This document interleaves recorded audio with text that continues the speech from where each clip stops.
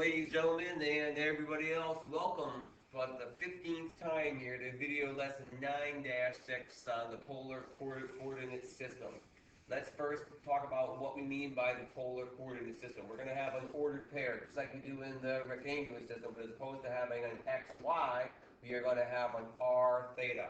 The r is the distance from the origin. So here is my origin, and my r is my distance from that point, and my theta is the angle where we start going due east, like we were before, and opening up clockwise. So my theta is this angle going up right here. Let's start just by plotting this point right here, 3 comma 240. Well, let's start with the angle because that's easier. I'm going to start with my angle, so I have an angle of 240, so I'm going to open up 240 degrees all the way down to here. And now I have a radius of 3, so I'm going to go out 1, 2, 3. There is my ordered pair, 3 comma 240. If we look at that point, we can also call that point one of several other things. For example, as opposed to opening up clockwise, I can open up, counterclockwise, I can open up clockwise in the negative direction and go negative 120 and still have a radius of 3. So this point can also be called 3 comma negative 120. If I wanted to, I could open up to 60, and as opposed to having a radius of positive 3, I'm going to have a radius of negative 3. So I'm going to go right down here again to my ordered pair, and I can also call this negative 3 comma 60. All of those points plot to the same place.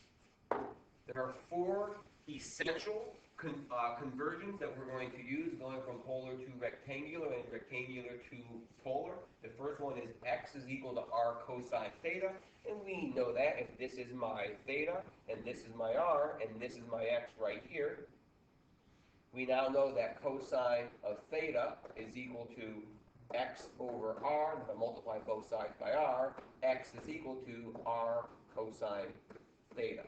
Okay? Likewise, if this were my y is going to equal r sine theta.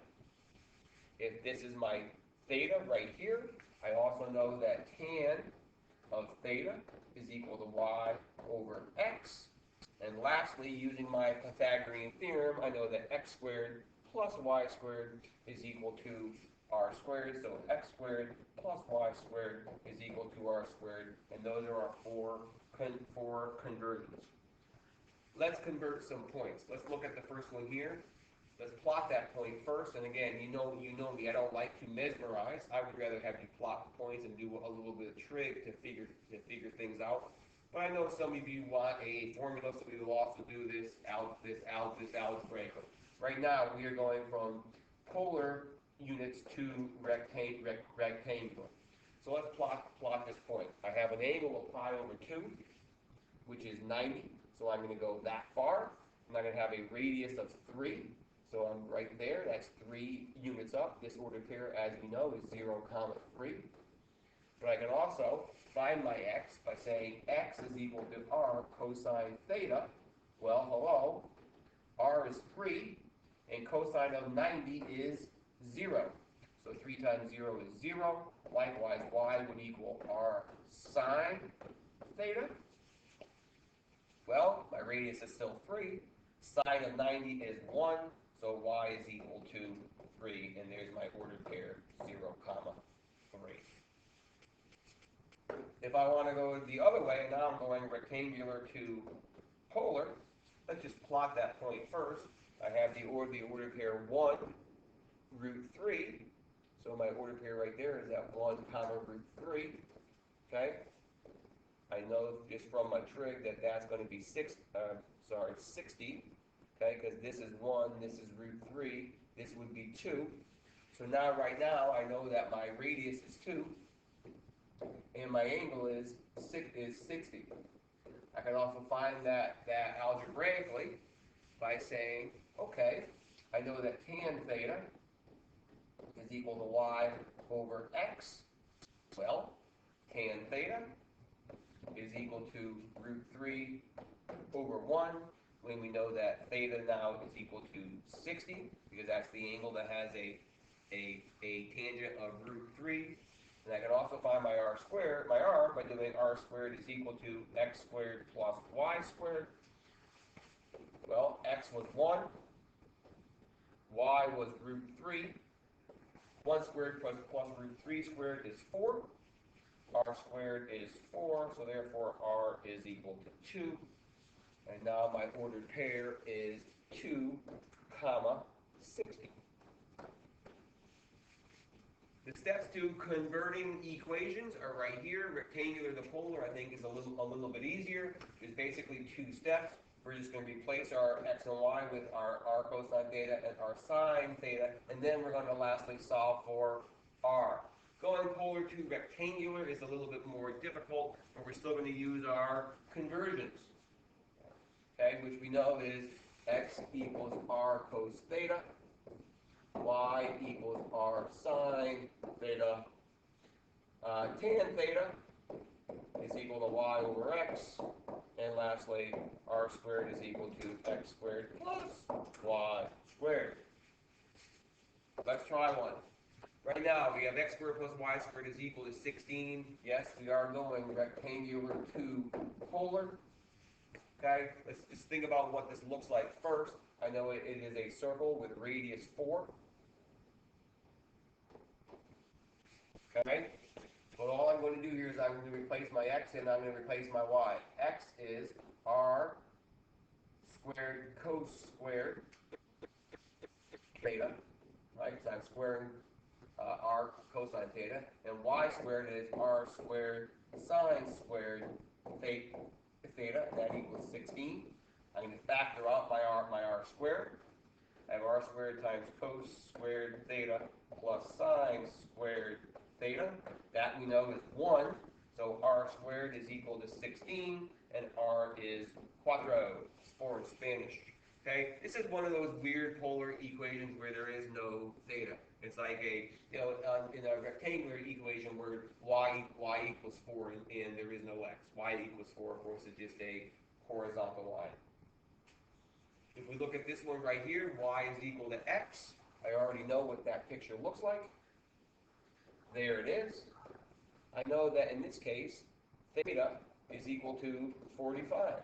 Well, that's actually my equation. Theta is equal to 45. And just like before, I now have an equation that only deals with theta and does not have an r. Well, let's do this algebraically as well. I'm going to divide both sides by x. So I have y over x is equal to 1. I'm going to take the tan of both sides. No, I'm not going to take the tan of both sides. I just know that y over x is tan theta. So tan theta is equal to 1. Well, what angle has a tangent of 1? Theta equals 45. Voila. Looking at this equation right here, if we're still going rectangular to polar, I know that this is a line when all things are said and done, but let's go ahead and convert this to polar, see what happens. I'm going to replace my x with r cosine theta, so I have 4 times r cos theta. Y, of course, is r sine theta, and that is equal to 2. I'm going to move the 2 to the other side. I'm going to factor out my r, so I have r times 4 cos theta plus 7 sine theta.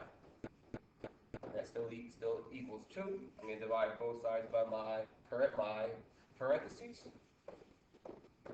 So when I'm all said and done here, r is equal to 2 divided by 4 cos theta plus 7 sine theta.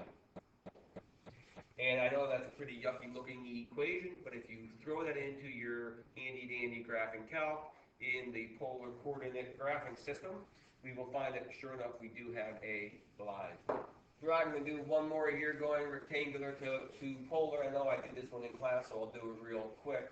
But if we look here, folks, we're going to replace our x and y. So I have 2 r cos theta times r sine theta is equal to 1.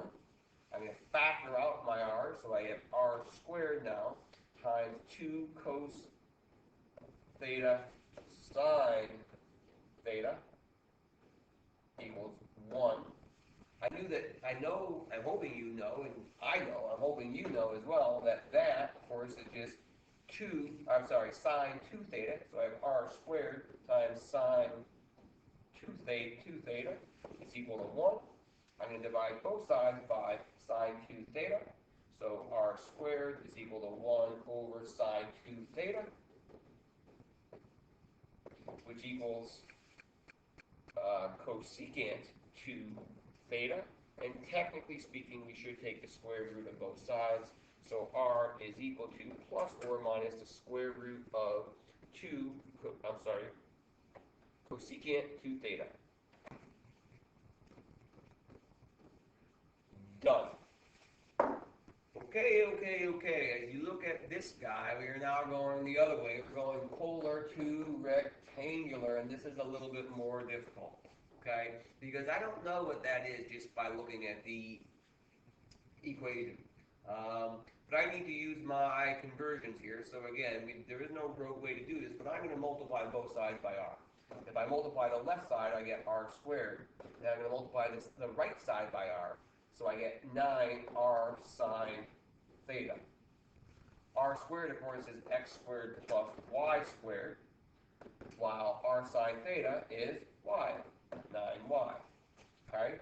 I'm going to put everything on one side. X squared plus y squared minus 9y is equal to 0. I do recognize that as a circle, and if you throw that into your graphing calc and press graph, you will see that sure enough you have a circle. It's just above the origin. Let's do another one here. R equals to secant theta. Well, I don't know what that looks like. I don't. But I'm going to mess around, see what happens. I'm going to rewrite secant theta as cosine. So r equals 2 over cosine theta. I am going to multiply both sides by cosine theta. So I have r cos theta is equal to 2. Well, r cos theta is just x. X equals 2, which of course is a vertical line. If I throw this original equation using my polar graphic system into my graphing calc, I will get a vertical line here at x equals 2. So voila, our work is correct. Okay, let's try one last one here. We have r squared is equal to 2 sine theta. Yes, we are still going polar to rectangular. I'm going to start by just replacing sine 2 theta with 2 sine cosine. So I have r squared is equal to 2 sine theta cosine theta. Again, how do you know this? I don't know. Just by practice. I'm going to multiply both sides by r squared. So basically, I have r squared times r squared is equal to 2 r sine theta r cos